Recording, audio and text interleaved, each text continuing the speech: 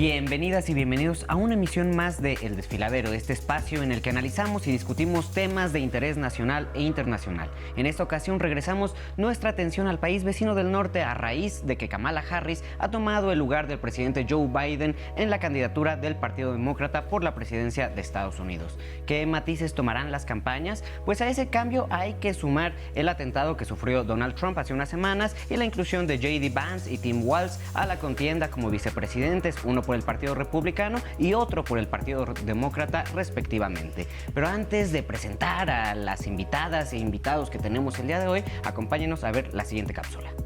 Kamala Harris, política progresista, hija de migrantes, pasó de ser la primera vicepresidenta negra y asiático-estadounidense a ocupar el lugar de Joe Biden en la candidatura del Partido Demócrata para las próximas elecciones de noviembre.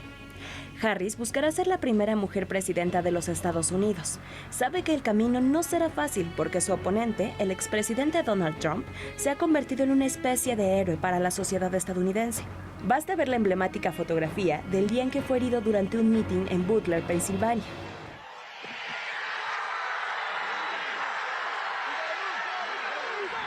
La realidad es que a partir de la nominación de Kamala se reacomoda el escenario electoral.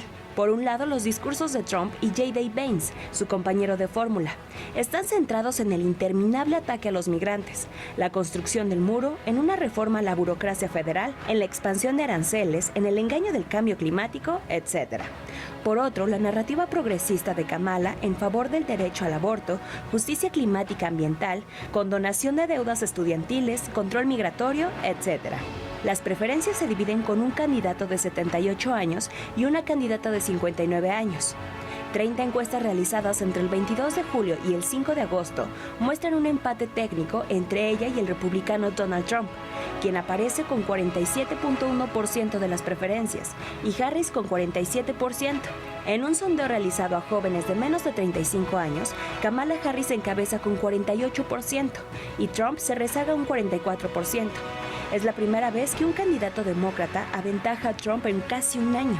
Finalmente, ¿hacia dónde se inclinará la balanza de la ciudadanía estadounidense? ¿Hacia la continuidad de un gobierno demócrata con interrogantes en temas de desempleo, el fantasma de una posible recesión mundial y el apoyo de Estados Unidos a Israel en la guerra de Medio Oriente?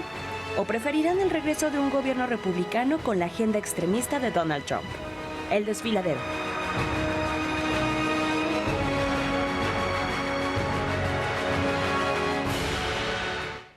Bueno, pues ya vieron, y para hablar de este importantísimo tema nos acompaña en el día de hoy la doctora Estefanía Cruz, investigadora del Centro de Investigaciones sobre América del Norte de la UNAM y especialista en el sistema político estadounidense. También está con nosotros Alex Olmerod, historiador y escritor en The Mexico Political Economist, y Ana Céspedes, licenciada en Relaciones Internacionales y maestra en Políticas Públicas. Compañeras, compañero, muchísimas gracias por estar por acá. Y pues nada, han pasado un montón de cosas desde que bueno, ya llevamos un ratote hablando de las elecciones de Estados Unidos, pero últimamente, en las últimas semanas, han cambiado muchas cosas. Para nosotros era algo que a lo mejor iba a ser Joe Biden extraviado contra Donald Trump, con muchos poderes, ¿no? Regresando de la nada, pero pues han cambiado cosas. Y yo empezaría con Ana preguntándole, ¿no? Si podemos ver, o tú cómo observas, ¿no? A este Partido Demócrata ya ahora con el cambio de batuta, ¿no? Pareciera que tienen esteroides, pero yo no sé si es nada más una imagen que nos dan los medios de comunicación o eso si en verdad ha pasado. ¿Cómo miras a la sociedad norteamericana y al partido? Hola, Irra. Bueno, primero que nada, muchas gracias por la invitación. Yo creo que ha sido, como tú dices, un sube y baja de emociones en las últimas semanas y creo que el momento más bajo para el Partido Demócrata fue después del debate, ¿no? Creo que todos andaban de capa caída, con noticias muy fuertes sobre que tenía que renunciar dentro del partido, un partido muy dividido, entonces pues daba una imagen como de caos adentro, ¿no? Y pues lo que vemos ahorita es completamente distinto, ¿no? Es unidad total, fraternidad, energía, buena onda y más que se haya salido de la carrera Joe Biden, yo creo que fue un timing muy adecuado lo que escogieron los demócratas para anunciarlo y para promover a Kamala como su candidata, ¿no? Y en esto a lo que me refiero es que se esperaron a que terminara la convención republicana y a que bajara un poco la euforia del atentado que sufrió el expresidente Trump. y eso pues logró ponerlos en el foco de todo, ¿no? Y es como yo creo que la ola de frescura que todos necesitábamos para emocionarnos otra vez por esta elección cuando parecía un poco decrépita, dos ancianos, una cosa que parecía del pasado, ahora pues ya se ve como con más fuerza y con, yo digo, más esperanza.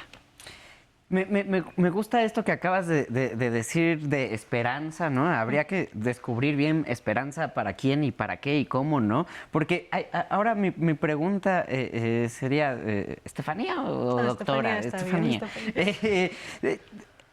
¿Tiene Kamala Harris una agenda progresista? Que yo, no sé, recuerdo cuando ganó Joe Biden las elecciones, pues por muchos lados era como, ay, sí, entra como su vicepresidenta Kamala Harris y va a hacer muchas cosas. Y yo no sé, yo no he visto mucho una agenda progresista en los Estados Unidos en los últimos 4 años. No sé si ha impulsado eso Kamala Harris, pero sería mi pregunta. De acuerdo. No, estoy totalmente de acuerdo. La verdad es que Kamala Harris, adentro del Partido Demócrata, es del ala moderada. De hecho, cuando ella fue fiscal de California, que es como su empleo en el que tuvo más visibilidad, pues ella era conservadora para la tendencia que venían teniendo los fiscales en California, que es un estado muy liberal. Entonces tampoco podemos esperar que venga con grandes propuestas súper liberales, ¿no? Yo creo que no, ese definitivamente no es el tema, no es su agenda política en el momento actual, ¿no? Entonces, pero el asunto es que uno tiene que ver que en Estados Unidos los liberales pues están en desacuerdo con Donald Trump, nunca en su vida van a votar por Donald Trump, ¿no? Y los conservadores nunca en su vida van a votar por el candidato del Partido Demócrata, quien quiera que esté. Entonces la pelea es por ese votante moderado, el que dice, a ver, bueno, yo no tengo una tendencia decidida, me puedo poner a escuchar ambas propuestas y decidir qué es lo que quiero en el país en este momento. Y si uno se fija, la estrategia que ha seguido ahorita Kamala Harris ha sido pintar a Donald Trump como una persona incapaz de gobernar.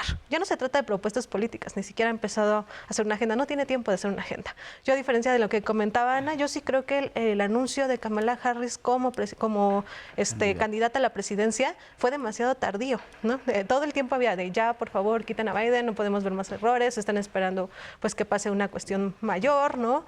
Entonces, sí creo que fue demasiado tardío. Definitivamente el atentado de Donald Trump precipitó esto, ¿no? Porque en el atentado de Donald Trump, yo pienso que la foto de Donald Trump levantando el puño va a pasar a la historia. No va a ser esas historias icónicas que todo el mundo recuerda y que la vamos a contar a nuestros nietos. Yo creo que definitivamente sí, había un expresidente de Estados Unidos con un discurso racista y luego se volvió el patriota, ¿no? Porque lo intentaron asesinar personas que inclusive estaban adentro de su propio partido. Entonces, creo que sí fue un momento demasiado tardío y ahorita lo que le queda al Partido Demócrata, no tienen tiempo para hacer campaña, no tienen tiempo para hacer propuestas. Entonces, lo que hacen es pintar o posicionar a Donald Trump como un candidato pues imposible de gobernar, ¿no? Incapaz, diría yo. A veces uno creería que las cosas son demasiado polares, ¿no? O sea, si Trump está demasiado a la derecha, pues a lo mejor la otra persona tendría que estar demasiado a la izquierda. Pero digamos, en este punto medio, en esta moderación, en esta tibieza que pudiera tener Kamala Harris, ¿eso le juega a su favor? Sí, definitivamente, porque todos los ataques de las bases de cada uno de los partidos son muy claros, ¿no? Ustedes son fascistas, no, ustedes son comunistas. La gente se cansa de esos discursos polarizantes. Entonces, la sociedad estadounidense dice, a ver, no, Estados Unidos ahorita lo que necesita es lo que ellos sienten, ¿no? Que necesitan retomar la vitalización económica, retomar su lugar en el mundo, es decir, un poquito respirar, tomar el tiempo, reconstruirse como país y no tienen tiempo como para caer en estos debates polarizantes. Yo creo que eso es lo que está pasando ahorita y eso tiene que ver con el éxito que está teniendo ahorita la campaña de Kamala Harris. No se despega de un discurso muy liberal y dice, bueno, incluso cuando elige a su vicepresidente, elige un vicepresidente que da resultados. Y eso es muy difícil de ver dentro del Partido Demócrata, ¿no? Uno puede contar y ver físicamente lo que hizo en su estado Walz, ¿no? Es muy interesante porque, otra vez, ¿no? A partir de estos... Yo no sé, luego los comentaristas y dadores de noticias en nuestro país se emocionan mucho por algunas cosas y así como se emocionaron mucho cuando entró Kamala Harris, cuando anunciaron a Tim Walz, también los vi muy alegres y era como ya va a llegar el comunismo, la izquierda de verdad, los derechos humanos.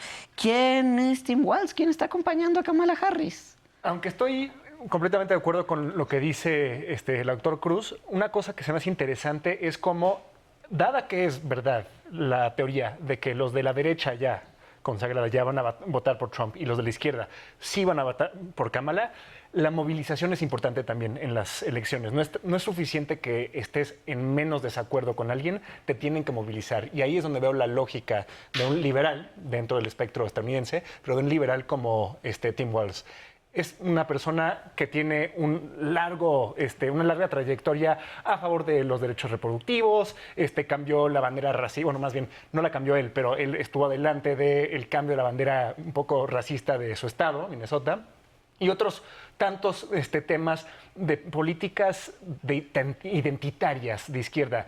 A mí se me hace muy importante siempre subrayar el hecho de que una de las cosas más de izquierda que ha hecho Biden en los últimos 4 años ha sido su intervencionismo dentro del Estado. Es una cosa que antes era completamente opuesto a la visión liberal de Estados Unidos. El gobierno no se mete en la vida económica. Y aquí hemos visto enormes, miles de millones de dólares invertidos en la economía estadounidense. Entonces, de ese lado intervencionista, yo creo que sí vemos un movimiento hacia la izquierda, digamos, pero eso no es lo que le interesa a los comentaristas. Lo que le interesa a la gente es dónde está cada candidato y candidata dentro del espectro de la política e identidad, y ahí Tim Walz moviliza muy bien a esa izquierda que necesita gente como Kamala Harris, que justamente está en el ala derecha del Partido Demócrata, para movilizar especialmente los jóvenes que pues se podrían bien quedar en casa porque pues están más en desacuerdo con Trump, pero pues Kamala es igual, ¿no?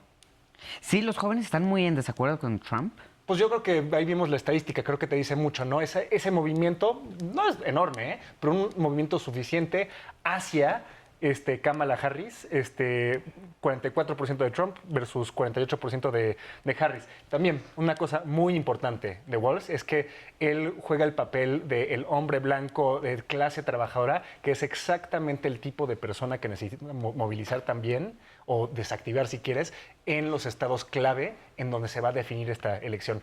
No importa lo que dice el número total de qué porcentaje del voto total van a recibir cada uno de los candidatos. Lo único que importa son los resultados en 3 o 4 estados clave. Antes de llegar a eso, y ya que estamos hablando de candidatos a la vicepresidencia, a ver, Ana, ¿qué nos puedes contar de J.D. Vance? ¿Quién es este hombre? Bueno, vamos, me voy leve y luego voy a dejar que los demás panelistas le sumen, pero pues me parece un hombre muy excéntrico. Él estuvo muy en desacuerdo con Trump al principio y tenía fuertes declaraciones en contra de Trump. Había unos titulares ahí muy famosos que ahorita me recordarán los nombres. Escribió un libro, La eulogía del Hillbilly, muy importante, que es un poco autobiográfico y cómo el Estado le ha favorecido en ciertos aspectos. El ejército ha logrado como sacar a mucha gente de las bases muy pobres de Estados Unidos, que es su caso. Entonces, si viene de un ala un poco muy radical dentro del Partido Republicano, que al mismo tiempo estuvo en contra de Trump, pero ahora está con Trump, ¿no? Entonces, ahorita ya dejo que Alex, creo que es su fan. Yo soy así.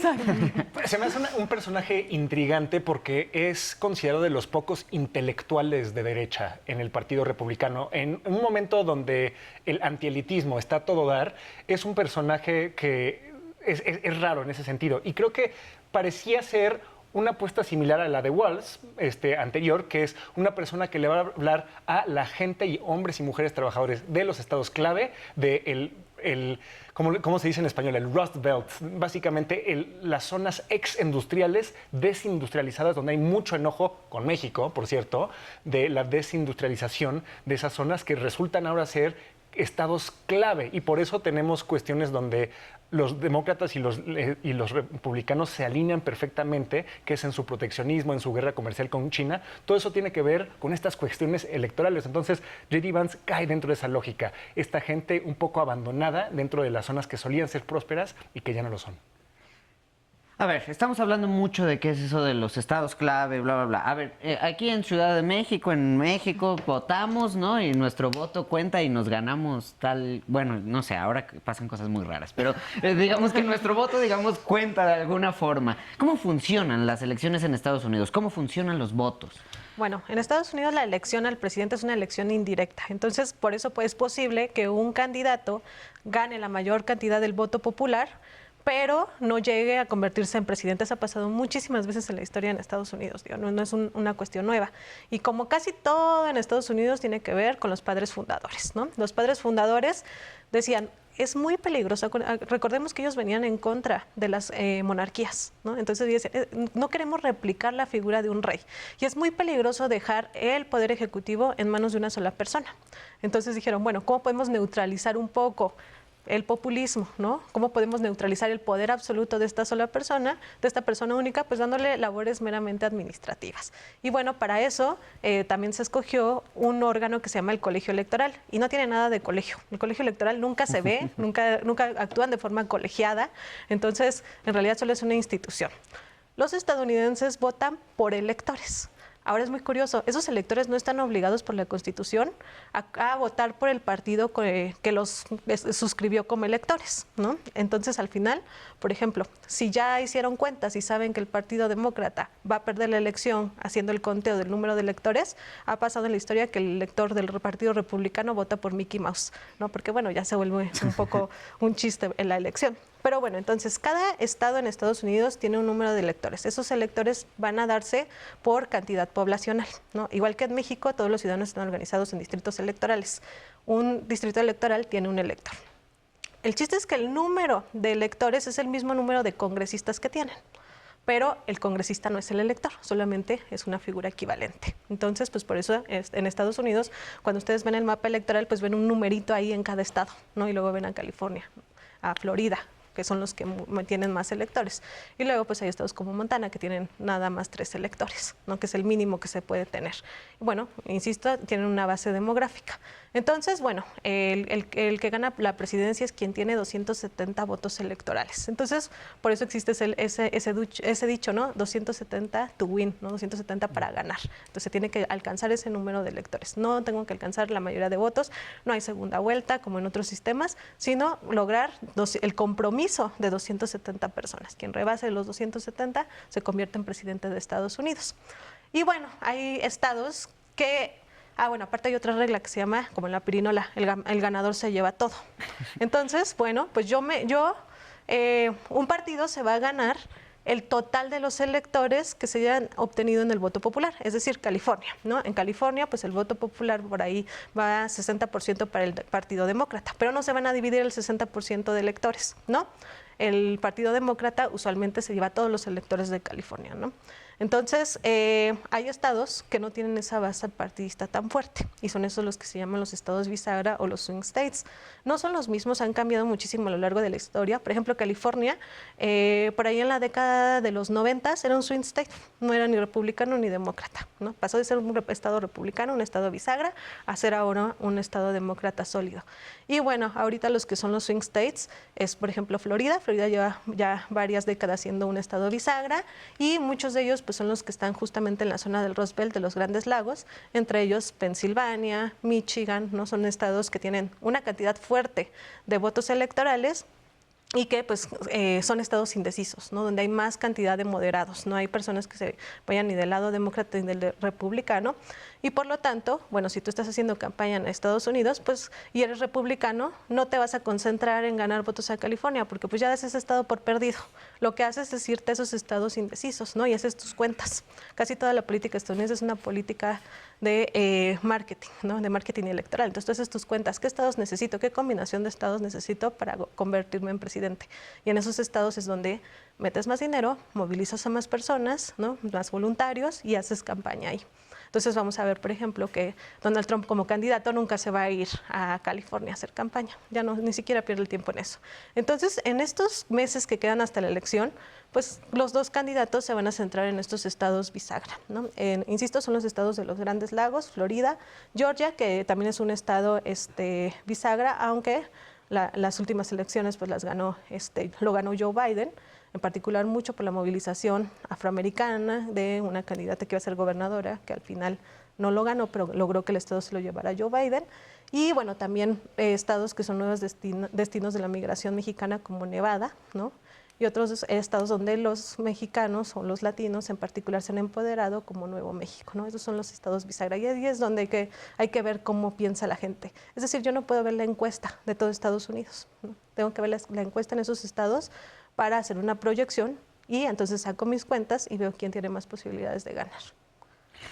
A ver, yo quiero hacer como una pequeña pausa porque creo que tenemos como cierta idea de por qué es importante hablar de las elecciones en Estados Unidos, pero quiero volver a preguntar, ¿no? Porque hemos tenido un montón de elecciones recientemente, hubo elecciones en Guatemala hace varios meses, hubo elecciones en Venezuela, por favor, ¿no? Y hay elecciones a cada rato en muchos países, pero ¿por qué es importante? Así, bajita la mano, ¿por qué es importante hablar de las elecciones en Estados Unidos? Muy puntualmente, y esto se me hace un gran ejemplo, creo que lo hablamos en otro programa, una inversión de automóviles más grande de la historia de al menos el estado de Nuevo León, la fábrica de Tesla, se va a hacer o no dependiendo específicamente de quién gane esa elección. Ya lo dijo Elon Musk, que abiertamente apoya a Donald Trump, y Trump dijo, voy a ponerle un impuesto del 100% arancelario a cualquier coche que entre de otros países. Entonces él dice, no tendría sentido poner ahí la fábrica si eso abre. Ahora multiplica eso por N cantidad de decisiones económicas que se toman a menor nivel, pero a través de las inversiones de México. Y dependiendo de quién gane, se moviliza un poco se cambia un poco esa estrategia desde el lado de la economía, pero seguramente hay diferentes cálculos a nivel migratorio, a nivel derechos humanos y a nivel relaciones internacionales donde puede que México y Estados Unidos estén más o menos de acuerdo, como es el caso de Venezuela.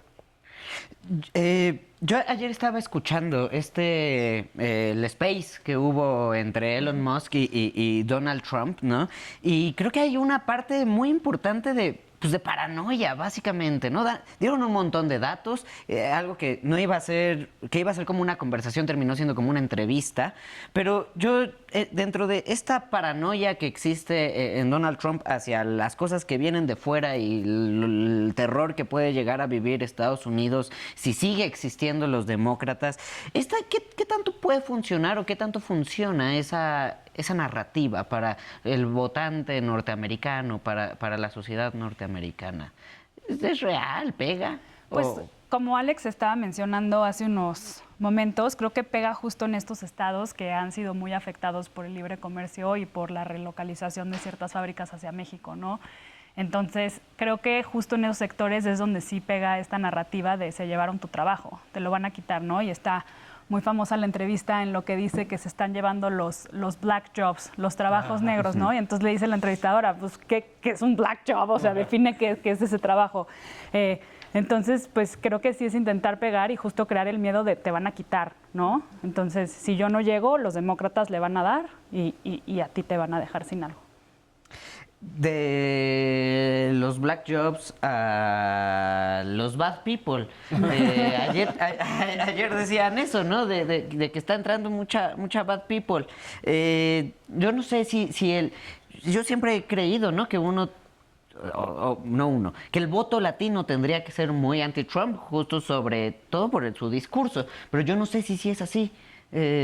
¿Cómo está la comunidad latina? No, lo que pasa es que también han cambiado mucho los perfiles del votante latino, ¿no? Ya no es el migrante que se iba a trabajar en la migración circular a los campos de California, ¿no? O el que se iba a paliar la nieve a Chicago. Hay personas que ya llevan muchísimos años ahí, ya han escalado socioeconómicamente, hay profesionistas y además ahora tenemos una diversidad de nacionalidades. Ya no es solo la migración mexicana, tenemos la migración, por ejemplo, guatemalteca, hondureña, salvadoreña y en Centroamérica, por ejemplo, el voto evangélico es muy importante y el voto evangélico es pro-Trump. Entonces, ¿ahí serás latino? Sí, ok, pero eres evangélico y es probable que vayas a votar por Trump en lugar de votar por un candidato que se supone el que apoya más a los latinos. Entonces, ha cambiado muchísimo los perfiles. Igual, bueno, en el caso de la oposición venezolana, la oposición cubana, pues ellos votan históricamente republicano. Entonces, depende mucho la nacionalidad, depende la clase y el tiempo que lleves en Estados Unidos. También depende, ahora los latinos son, bueno, ya son de segunda, tercera generación, muchos de ellos ya ni hablan español, a ellos no les importa el discurso migratorio, ¿no? Llevas 3 generaciones, 4, 5 sí. En Estados Unidos, no es una de tus prioridades el tema migratorio, el tema de la frontera, ¿no? Es una prioridad, por ejemplo, la situación económica, una agenda de jóvenes, por ejemplo, en lugar de la agenda migratoria. Entonces ha cambiado muchísimo el perfil y yo creo que ya esa va a ser la tendencia. Cada vez va a ser menos que el votante latino va a ser un bloque. Yo creo que ya vamos a ir a eso, ¿no? A una diversificación del espectro político, de la ideología política de los latinos. Yo no sé cómo estuvieron las encuestas en 2000. Ay, ya no me acuerdo. Cuando ganó Trump a Hillary Clinton. 16. En el 16, ya pasó bastante tiempo. Ya. ¿Ahora sí estarán listos los norteamericanos para tener a una mujer presidenta? Porque era una de esas grandes dudas, ¿no? ¿Puedo contar? Adelante, por favor. Bueno, creo que le voy a agregar algo más y esto fue un comentario que me dijo mi mamá. Me dice, ¿tú de verdad crees que están listos para una mujer y una mujer negra? Claro. Y, o sea, en un país tan racista, y mi respuesta es, hubo unos sondeos a la hora que estaban decidiendo quién podía reemplazar a Joe Biden cuando se iba a salir de la carrera presidencial. La única persona que con datos y con estadística le podía ganar a Donald Trump era mujer y negra, no era Kamala Harris, era Michelle Obama. Okay. Entonces, creo que, o sea, igual como lo ves en México, ¿no? Es como, pues no sabemos si estamos listos o no, va a pasar. O sea, bueno, no quiero adelantar, ¿no? Pero es como, si pasa, pasó. Y en mi opinión muy personal, no creo que eso sea una definición del voto en esta elección como tal, ¿no? Ni creo que tampoco el género en sí fue algo que afectó en la elección de 2016, ¿no? Fueron otras cosas. Para mí también un tema del que no hemos hablado es el tema fiscal, ¿no? Que también pesa mucho. Pero bueno, esa es nada más mi opinión. Bueno, yo quiero comentar algo sobre porque bueno, soy aficionada a la política de las mujeres, entonces me interesa el tema. Pero aquí hay que tomar dos cosas en cuenta. Una, es muy diferente el perfil de Hillary Clinton a Kamala Harris. Hillary siempre va a ser como un personaje de élite. Las estadounidenses no perdonan que haya perdonado a su esposo, ¿no? Entonces se le ve como una esposa sumisa. Entonces ese perfil no le ayudó nada en la candidatura. Aparte era la élite dentro del Partido Demócrata. Tenía un perfil bastante negativo. Y en cambio, Kamala Harris tiene un perfil de hija de inmigrantes, una mujer profesionista, que fue en un colegio histórico negro. Entonces, le ayuda mucho este perfil más profesionalizante, más de superación, más de encarnar el sueño americano, que el hecho, por ejemplo, ya de hablar de una cuestión de género. Entonces, yo pienso que son perfiles totalmente diferentes. Y creo que un momento clave que hizo que el Partido Demócrata dijera, ya estamos listos para mandar otra candidata mujer o para ganar la presidencia con una mujer, fue en el momento en el que Joe Biden da su primer discurso del Estado de la Unión, el primer año, y tienen a dos mujeres ahí, ¿no? Nancy Pelosi y Kamala Harris, y era una imagen muy aplaudida y que causaba mucho entusiasmo. Entonces ahí se vio que no era una situación de rechazo, que no iban a generar tanto rechazo, sino al revés, entusiasmo. Entonces creo que ese debate ahorita ya no va a estar tan de fondo en la sociedad estadounidense. Es evidente, ¿no?, que hay en sectores, sobre todo el de los indignados blancos, ¿no?, del medio oeste industrial. Ahí sí importa, dice, bueno, no, ¿qué hace una mujer ahí en la presidencia? Está fuera de lugar, debería de estar en otro lugar, y luego menos inmigrante, no es de aquí, ¿no? Pero en la mayoría, en términos generales, creo que sí se ve con entusiasmo ese proceso. Ay, bueno, yo creo que está muy interesante esto, sobre todo esa pregunta, ¿no? Sobre que estuvo rondando mucho acá en México, porque, no sé, porque era el rollo de una mujer, pero bueno, también ahora está en Estados Unidos, y justamente de eso estuvimos hablando con las personas en la calle. Entonces vamos a ver el siguiente sondeo. ¿Qué onda, mi y todos por allá en el foro del desfiladero? Pues como sabemos, Joe Biden se bajó de la contienda presidencial y ahora va en su lugar Kamala Harris. Así que salimos a las calles a preguntarle a la gente qué opina acerca de que en México y en Estados Unidos pueda gobernar o esté gobernando una mujer presidente. Vamos a ver. Bueno, pues ahorita en México tenemos una mujer presidenta. No sabemos realmente cómo vaya a ser. Realmente el periodo que acaba de pasar con Andrés Manuel, para mi punto de vista no fue muy bueno, pero ella parece que es una mujer preparada. Veremos qué oportunidades hay para el país, ¿no? Y bueno, sé que ahorita está contendiendo Kamala Harris allá en Estados Unidos y va a contender, me imagino, que con Donald Trump. No sé cómo les vaya a ir en el país, pero siento que Donald Trump es una buena opción. No sé ella cómo vaya a ser. No creo que tenga mucha oportunidad de ganar, la verdad. Pues yo creo que va a ganar Trump, sinceramente. aunque me gusta el vicepresidente que pone Kamala, el Tim Walz, me parece que es un buen gobernador, ha tenido buenas políticas, como la inclusión de comedores públicos en los escolares, en los cuales no tienen que pagar nada y hay verduras, hay frutas, y ha tenido políticas así, ha sido maestro de primaria, ha tenido como buenas, es un político como de posición más izquierda en teoría en Estados Unidos, me agrada, pero Kamala no me gusta. Y creo que Kamala de todas maneras va a perder con Trump porque pues, Trump viene muy fuerte con lo que pasó y que el atentado y tal, creo que va a ser fácilmente el ganador.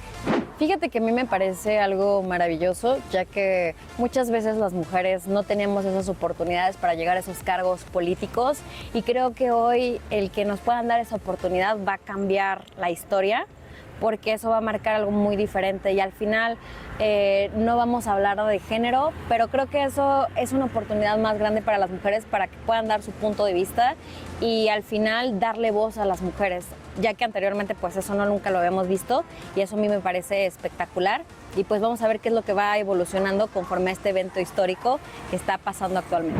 Bueno, yo creo que es bueno porque las mujeres tienen muy buenas ideas y vamos a cambiar del esquema de solamente hombres y va a haber unos cambios muy favorables porque va a haber mucho trabajo para las mujeres y creo que van a ser buenas gobernantes tanto en México como en Estados Unidos.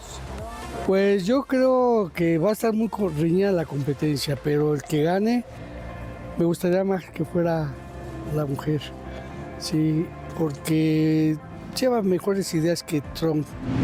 Creo que sería pues como algo muy histórico, un suceso muy histórico, sobre todo que al mismo tiempo tanto México como Estados Unidos estuvieran pues siendo gobernados por una mujer, creo que sería pues único, bueno no único, valga la redundancia, histórico, porque pues sabemos que la presencia de las mujeres en la política ha sido muy escasa. Y bueno, yo creo que sería una oportunidad también para cerrar brechas de género, para que se trabajara por la igualdad entre mujeres y hombres. Sería interesante, la verdad. Siento que puede ser algo muy bueno porque puede tener otro tipo de pensamiento la mujer como presidente y puede gobernar o dar soluciones muy diferentes a las que un hombre da. Entonces siento que podría ser algo muy bueno, pero también va a tener un saco muy grande que llenar, cualquiera desde Sheinbaum hasta Kamala Harris, porque todas las miradas van a estar en ellas, como van a ser las primeras representantes mujeres en sus países.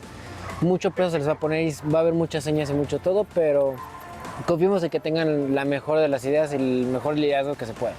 Es muy bueno porque la mujer pienso que se está abriendo muchos caminos en todos los aspectos de trabajo, pues, son muy buenas las mujeres para tomar decisiones, tienen carácter. Mi Ezra, pues esto fue lo que nos dijo la gente, pero mejor vamos a ver qué opinan nuestros expertos. Regresamos con ustedes al estudio. Vale, pues muchísimas gracias por lo que nos dicen, ¿no? Muy interesante. Hay quienes ya dan por ganadora a Kamala Harris y que piensan en el momento histórico, hay quienes no les gusta, en fin, ¿no? Son posiciones muy variadas, pero algo que, no sé, y ahorita ustedes me corregirán, pero te va a caer a ti, Alex, ni modo. Algo que también podría ser histórico, pues son, no sé, que en el caso de que ganara Donald Trump, y ¿cuántos son? 34 cargos que le imputan, ¿no? No sé si ya ha existido alguien que esté a punto de ascender de nuevo a la presidencia con tantos cargos. ¿Y eso qué puede significar? ¿O si sigue siendo parte del discurso politiquero, como diría el presidente López Obrador? Déjate corrijo. El cargo más importante que se le hizo en una corte en Florida ya se desechó. Okay. Entonces, ¿Qué era cuál? No recuerdo en este momento, creo que fue sobre papeleo que había tomado en algún momento, lo cual es muy ilegal. El problema es que justamente, si ves cuántas donaciones recibía Donald Trump a lo largo del tiempo, hay picos bastante claros cuando se le imputa de esa manera.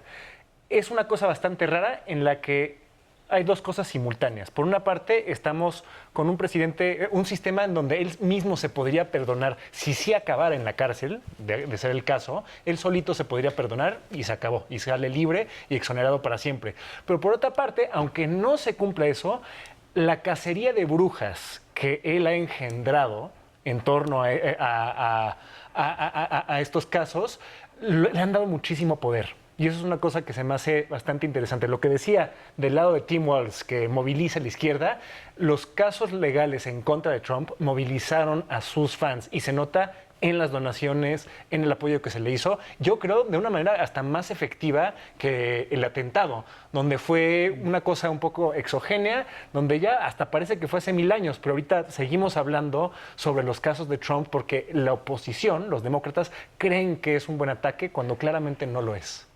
¿Qué esperar, no sé, en esta confrontación que puede llegar a existir Kamala Harris, Donald Trump, ¿no? De alguien que tiene esta persecución jurídica, legal, ¿no? Frente a una exfiscal que ha presumido, que se le presume una mano dura, ¿no? ¿Cómo medir eso? ¿Qué les gusta más a los norteamericanos? ¿La mano dura de los fiscales de la ley o el que puede salir adelante del entramado administrativo? No sé. Pues claramente depende a quién le hables, ¿no? Creo que es justo lo que hemos estado debatiendo aquí, que están los dos perfiles y están los votantes del medio, ¿no? Entonces, creo que a muchos de los votantes del medio los mueve mucho el tema de los impuestos y puede parecer un tema muy lo que sea, si tiene cargos de persecución o lo que sea, si esta es una fiscal de mano dura, no es como a mí cómo me van a beneficiar económicamente, ¿no? Entonces creo que al final de cuentas, y lo vemos en Silicon Valley, ¿no? Muchas de las grandes compañías de tecnología que históricamente habían sido muy demócratas, cada vez vemos que se van más hacia el lado republicano, ¿no? Y el mismo Mark Zuckerberg lo semi-mencionó en alguna entrevista, ¿no? Entonces, creo que lo que va a definir la elección, como Alex está diciendo, tal vez no es eso, sino es más allá el propio beneficio que puedan tener los votantes económicos. ¿Y hay una tendencia en eso? Sí, la tendencia de Trump es, pues obviamente bajar los impuestos a las grandes corporaciones, ¿no? Y la tendencia demócrata es más impuestos para poder proveer más beneficios a la población en general, el famoso Medicare, Obamacare, ¿no? Y es un poco como la pelea de, pues yo prefiero un seguro privado por pagármelo, pero pues no toda la gente tiene el privilegio de pagar su seguro, entonces mejor démoselo, y entonces pues ahí digamos que empieza la batalla de nunca acabar en no solo Estados Unidos, ¿no? Pero en muchas de las sociedades del mundo. Yo creo que esto se liga muy bien porque hay una visión casi generalizada, ¿no? De que las cosas en Estados Unidos no han ido, digamos, muy bien en los últimos 4 años. Hay que decir que al presidente Joe Biden le tocó la pandemia, ¿no? La salida de la pandemia o el punto medio de la pandemia, pues a nadie le ha ido bien, supongo. Pero yo creo que ha sido muy criticado. ¿Cómo lo veas la gente? ¿Qué esperar de esto? Pues yo creo que en Estados Unidos lo que está pasando ahorita es algo similar a lo que pasa en México. Vienen los gobiernos y anuncian indicadores macroeconómicos súper sanos, que nos dicen, no, pues sí, la economía va creciendo, Estados Unidos no es estancado, fue uno de los primeros países que se recuperó de la pandemia, pero lo que siente la economía a nivel hogar es completamente diferente, ¿no? Nosotros vemos cómo está la inflación de precios. Es que igual aquí en México nos hablan del superpeso y nosotros sabemos cómo está la inflación, ¿no? Sobre todo la inflación alimentaria. Lo mismo está sucediendo en Estados Unidos, ¿no? Dicen, bueno, sí, tú me estás planteando una realidad que a mí no me toca en mis hogares porque a mí ya no me alcanza, yo veo que los precios son carísimos. Y eso es lo que más le molesta. Y justo las apuestas que hizo Joe Biden fueron apuestas a muy largo plazo, ¿no? Que fueron 3, la ley de reducción de la inflación, la ley de infraestructura y la ley de microchips, ¿no? Para reducir la dependencia de China. Son propuestas a largo plazo. Esas reconversiones no se van a dar inmediatamente. Entonces, ¿qué pasa? Kamala Harris dice, yo voy a ir por el mismo camino porque, bueno, hay un plan, ¿no? Y parece que estaba funcionando.